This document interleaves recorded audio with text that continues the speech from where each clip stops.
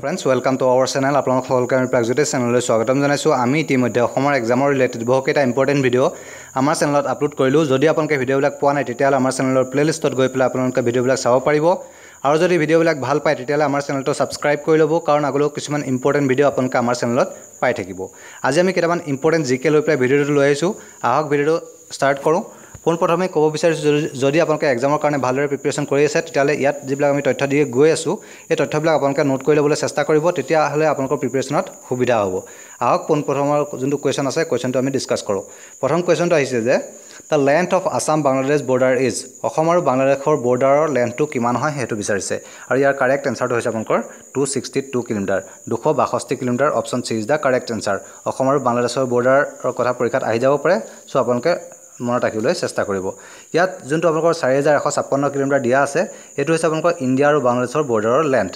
আৰু ইণ্ডিয়া আৰু বাংলাদেশৰ বৰ্ডাৰটো ৱৰ্ল্ডৰ 5th লংগেষ্ট হয়। মনত ৰাখিব, ৱৰ্ল্ডৰ 5th লংগেষ্ট। 4156 কিলোমিটাৰ ই কভাৰ কৰিছে। আৰু পৰীক্ষাত আৰু এটা কুৱেশ্যন প্ৰায় আহি থকা দেখা পোৱা যায় যে ইণ্ডিয়াই যিবিলাক দেশৰ লগত বৰ্ডাৰ শ্বেয়াৰ কৰিছে তাৰ ভিতৰত আটাইতকৈ দীঘল বৰ্ডাৰটো কাৰ লগত শ্বেয়াৰ কৰিছে, আৰু ইয়াৰ কাৰেক্ট এনচাৰটো হৈছে আপোনালোকৰ বাংলাদেশৰ লগত। মনত ৰাখিব, বাংলাদেশৰ লগত ইণ্ডিয়াই আটাইতকৈ দীঘল বৰ্ডাৰ শ্বেয়াৰ কৰিছে। নেক্সট কুৱেশ্যনটো আছে যে শান্তি সেনা force was formed in Assam before.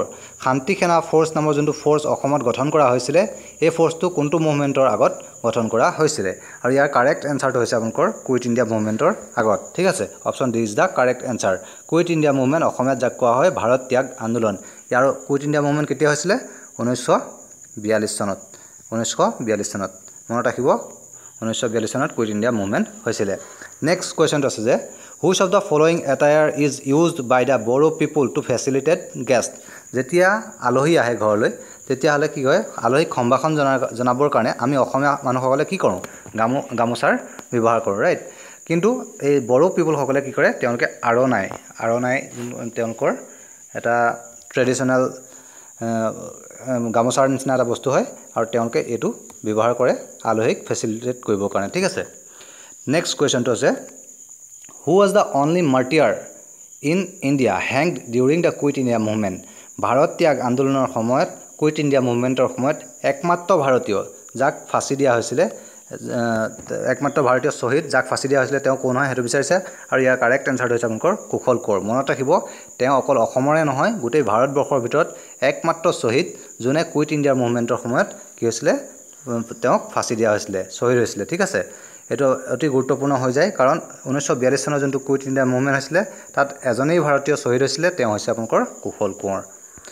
অসমৰ বাবে গৌৰৱো হয় এক প্ৰকাৰে ক'বলৈ গ'লে।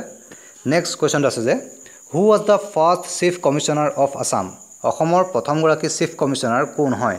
তেখেত হৈছে আৰ্চেডেল আৰ্লি। আৰ্চেডেল আৰ্লি অসমৰ প্ৰথম চিফ কমিশ্যনাৰ আছিলে। নেক্সট কুৱেশ্যনটো আছে যে who was the first Borpatra Gohain of the Ahom kingdom. Ahom কিংডমৰ প্ৰথমগৰাকী বৰপাত্ৰ গোহাঁই কোন হয়? তেওঁ হৈছে আপোনালোকৰ কনচেং বৰপাত্ৰ গোহাঁই।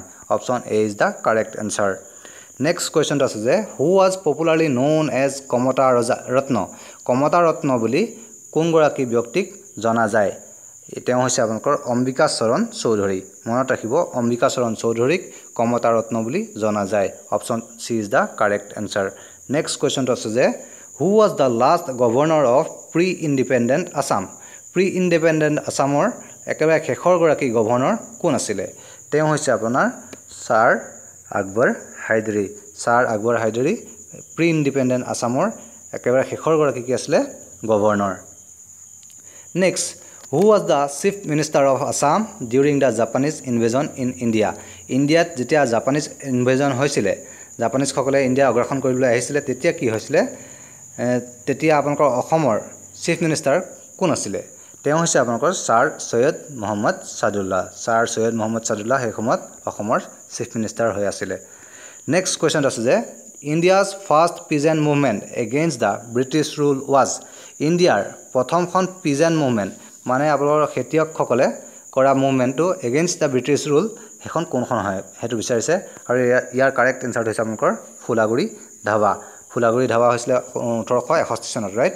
আৰু এই ধাবা যোনখন মুভমেণ্ট হৈছিলে এইটো হৈছে ইণ্ডিয়াৰ ফাৰ্ষ্ট পিজেণ্ট মুভমেণ্ট। ঠিক আছে, এগেইনষ্ট ব্ৰিটিছ ৰুল।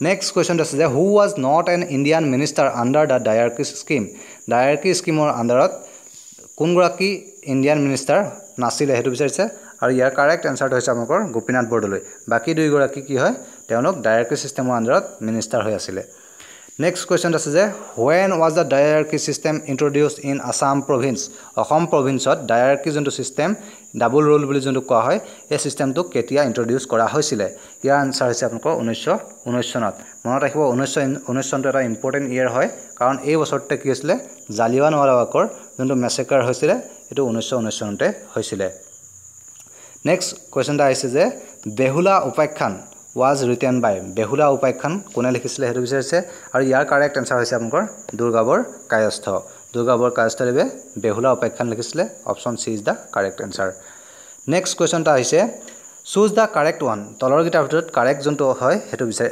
আপোনালোকৰ চুজ কৰিব কৈছে আৰু ইয়াৰ যোনটো কাৰেক্ট হয় হেতু হৈছে আপোনালোকৰ Sankardev was influential leader of bhakti movement in Assam ancient আসামত কি আছিল শংকৰদেৱ ভক্তি মুভমেন্টৰ এগৰাকী ইনফ্লুয়েন্সিয়েল লিডাৰ আছিল এটো শুদ্ধ হয় ঠিক আছে option C is the correct answer next কুৱেশ্যনটা আহিছে which of the following treaty brought Mirjumla's rule in Gargaon to an end মিৰ্জুমলাই কি হৈছিল গড়গাঁও দখল কৰিছিল ৰাইট তেওঁ যোনটো মিৰ্জুমলাই গড়গাঁও দখল কৰাৰ সময়ত কি হৈছিল এটা ট্ৰিটি হৈছিল ট্ৰিটিটোৰ পিছত কি হৈছে গড়গাঁও তেওঁ যোনটো গড়গাঁৱত ৰুল কৰি আছিল সেই ৰুলটো এণ্ড হৈছিল সেই ট্ৰিটিখনৰ নামটো কি হয় হেতু বিচাৰিছে আৰু ইয়াৰ আনসাৰ হৈছে আপোনালোকৰ ট্ৰিটি অফ